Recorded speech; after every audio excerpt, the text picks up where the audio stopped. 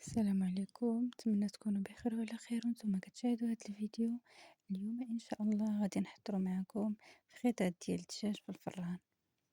هنا بعد ما غسلتهم مزيان حيت لهم الجلده ونقيتهم مزيان، درت لهم هنا الشرموله ديالهم اللي درت فيها علقه الهريسه، ودرت فيها سكينجبير، الخرقوم، البزار، ثومه حكيتها، قزبر، وكنحرك هادشي مع زيت البلديه.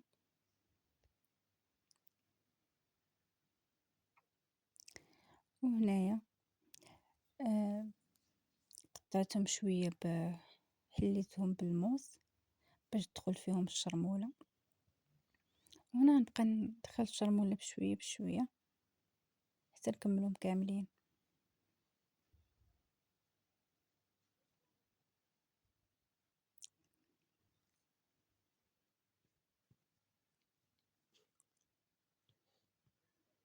كندخل فيهم الشرموله مزيان. صراحه ما قنعتنيش هذيك، درت يديا باش تدخل فيهم الشرموله مزيان.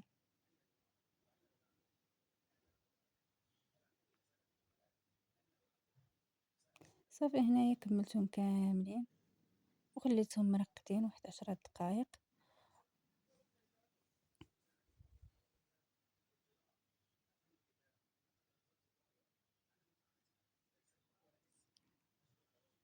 ومن بعد درتهم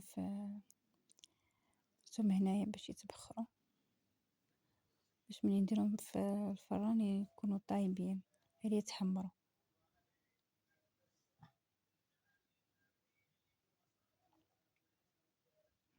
انا كنستفهم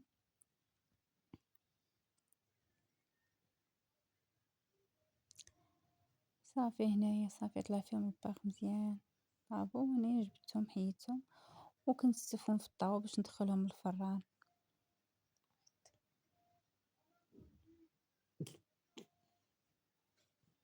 هذيك الشرموله زدتها على هذاك الخليط ديال الزبده والكيتشوب.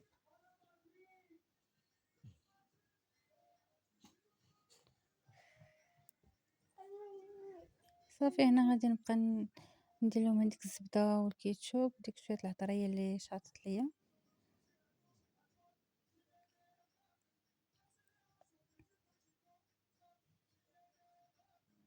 راه كيجيو لذاذ ومقرمشين،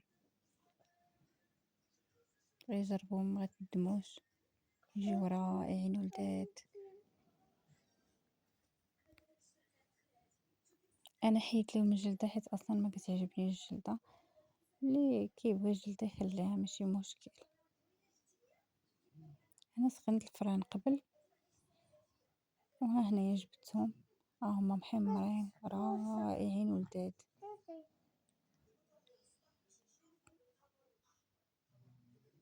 وهنا كنقدموهم بالصحه والراحه.